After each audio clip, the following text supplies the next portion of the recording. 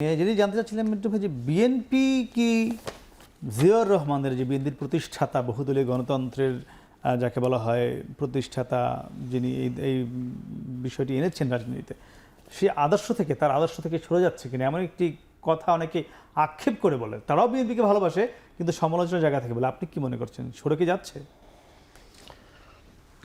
আমি মনে করি না, এই জন্য মনে করি না। দেখুন,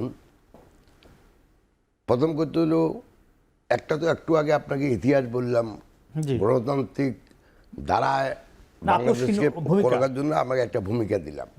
তাতে আপনি দেখবেন যে প্রথমে শহীদ প্রেসিডেন্ট জিয়াউর রহমান যে নেতৃত্ব দিয়েছেন গণতন্ত্র পুনঃপ্রতিষ্ঠা করার জন্য, পরবর্তীকালে আবার একই নেতৃত্ব দিয়েছেন বেগম খালেদা জিয়া, যিনি উত্তরসূরি অব শহীদ প্রেসিডেন্ট জিয়াউর রহমান সাহেব।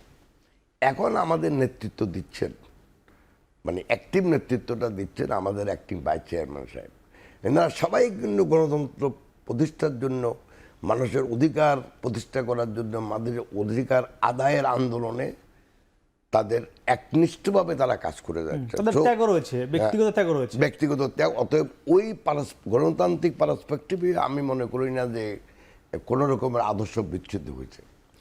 এখন আপনি আসেন যে তরুণদের কথা যেটা আপনি বললেন, দেখুন প্রতিটি প্রজন্ম তার আগের প্রজন্ম থেকে অনেক বেশি ধরেন শিক্ষিত, মেধাবী হয়, চিন্তার জায়গা থেকে একটু এগিয়ে থাকে, অনেক বেশি প্রযুক্তি নির্ভর। প্রযুক্তি একদম।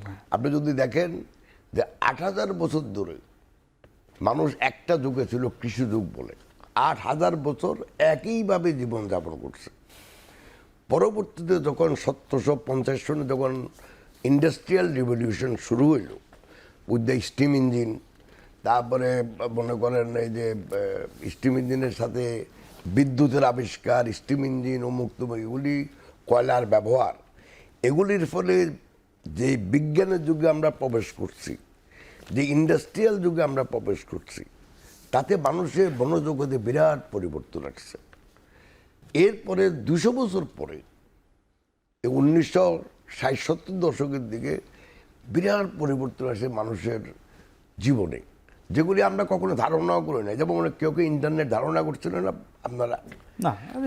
কথা বলতে হবে, কত যে প্রযুক্তি এসছে আবার চলে গেছে। যেমন মনে করেন এই যে এখন যে আমরা কপি করি, একটা আসছিল মধ্যখান দিয়ে বলতো যে জেরক্স মেশিন, ওই যে কপি প্রিন্টিং মেশিন, এটা দিয়ে আমরা পাঠাইতাম, ওই যে মেসেজ পাঠাইতাম।